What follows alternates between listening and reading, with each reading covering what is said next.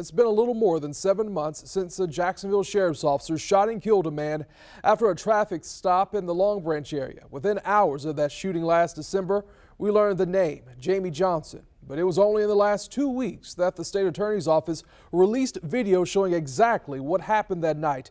And the video came along with a ruling clearing that officer of any wrongdoing. Tonight, Johnson's family and demonstrators gathered near GSO headquarters, and they're calling for sweeping reforms to policing in Jacksonville. Kaylee Tracy is live downtown tonight, and Kaylee, cuts to police funding is just one of their demands. Yeah, Anthony, organizers here today said that they want money from the mayor's budget moved from JSO and reallocated into community funds to help people in the community as far as schools and mental health services, just some of their demands they talked about today.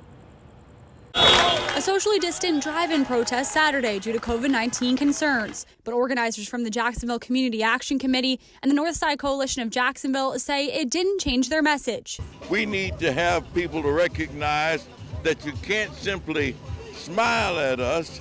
We want the mayor to start putting more money where his mouth is.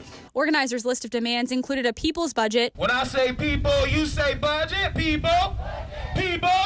Meaning move money given to JSO and reallocate it into community service programs and schools. We're just trying to encourage the city to take a more preventative measure to crime.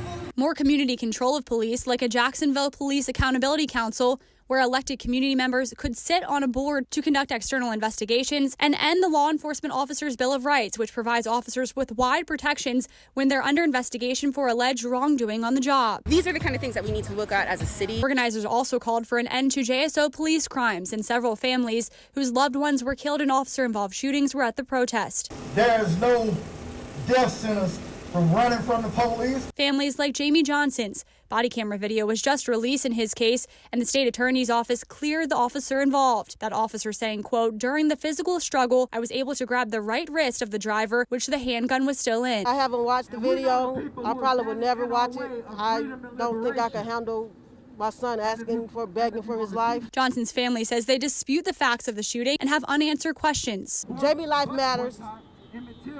As most people think, families just agree with what the sheriff says and move on. We will never move on.